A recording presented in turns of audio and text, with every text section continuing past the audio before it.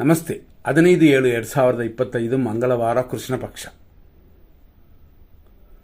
ಇವತ್ತು ಶುಭದಿನವ ಅಂತಂದರೆ ಖಂಡಿತವಾಗಿ ಇಲ್ಲ. ಯಾಕೆಂತಂದರೆ 6:26ವರೆಗೂ ಮಾರಣ ಯೋಗ. ಬೆಳಿಗ್ಗೆ 6:26 ಮೇಲೆ ಬೆಳಗಿನ ಜಾವದವರೆಗೂ ಅದುವು ಮಾರಣ ಕ್ಲೇಶ ಈ ರೀತಿ ಇರೋದರಿಂದ ಶುಭದಿನವಲ್ಲ. ಹಂಗಾಗಿ ಒಳ್ಳೆಯ ಕಾರ್ಯಗಳು ಮಾಡೋಕ್ಕೆ ಒಂದು ಆಷಾಢ, ಎರಡನೇದಾಗಿ ಮಂಗಳವಾರ, ಮೂರನೇದಾಗಿ ಮಾರಣ ಯೋಗ. ಇಂಥದ್ದೆಲ್ಲ ಸೇರಿ ನೀವು ದಿನನಿತ್ಯ ಕಾರ್ಯಗಳನ್ನ ಯಾರೇ ಆದರೂ ಮಾಡಿ ಬೆಳಿಗ್ಗೆ ಸಿಂಹರಾಶಿಯವರಿಗೆ ದೋಷವಿದೆ. 6:26 ಅದು ಶತಭಿಷ ನಕ್ಷತ್ರ. ಆಮೇಲೆ ಪೂರ್ವಭದ್ರ. ಈ ರೀತಿ ಇರೋದರಿಂದ ಇವತ್ತು ಮಕ್ಕಳು ಹುಟ್ಟೋದು ಕೂಡ ಶುಭವಲ್ಲ. ಅಂದರೆ ಆಕಸ್ಮಿಕವಾಗಿ ಆದರೆ ಅದನ್ನು ಏನು ಮಾಡೋಕ್ಕೂ ಆಗೋದಿಲ್ಲ. ಈ ರೀತಿ ದಿನವಿದೆ.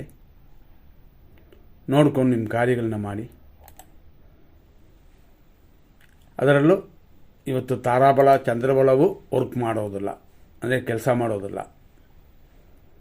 ಈ ರೀತಿಯಾದ ಈ ದಿನದಲ್ಲಿ ಫಸ್ಟ್ ಅಂದರೆ ಮೊದಲನೇ ಮಂಗಳಗೌರಿ ವ್ರತವಿದೆ.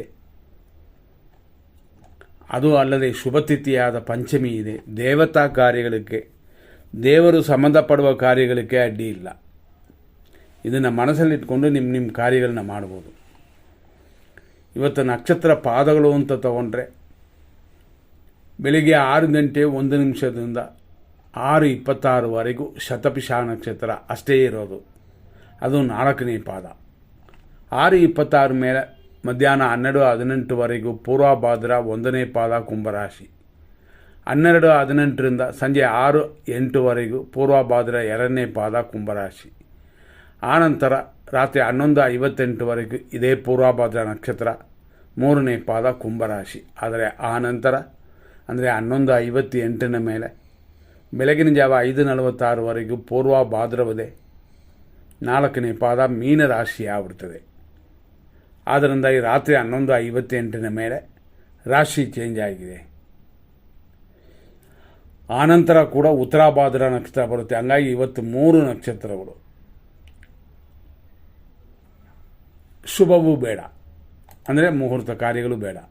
ಆಷಾಢ ಮುಗಿಯವರೆಗೂ ಮಾಡೋದಿಲ್ಲ. ಆದರೂ ಕೆಲವರು ಸ್ವಲ್ಪ ಹೆಚ್ಚಾಗಿ ಮಾತಾಡಿಕೊಂಡು ನಾನು ಮಾಡ್ತೀನಿ ಏನಾಗ್ತದೆ ಅಂತಂದರೆ ತೊಂದರೆಯಾಗುತ್ತದೆ ಮುಂದೆ. ಆದ್ದರಿಂದಾಗಿ ಇವತ್ತಿನ ವಿಶೇಷದಲ್ಲಿ ಗಮನ ಕೊಟ್ಕೊಳ್ಳಿ. ಮುಂದಿನ ಸಂಚಿಕೆಯನ್ನು ನೋಡೋಣ. ಧನ್ಯವಾದಗಳು.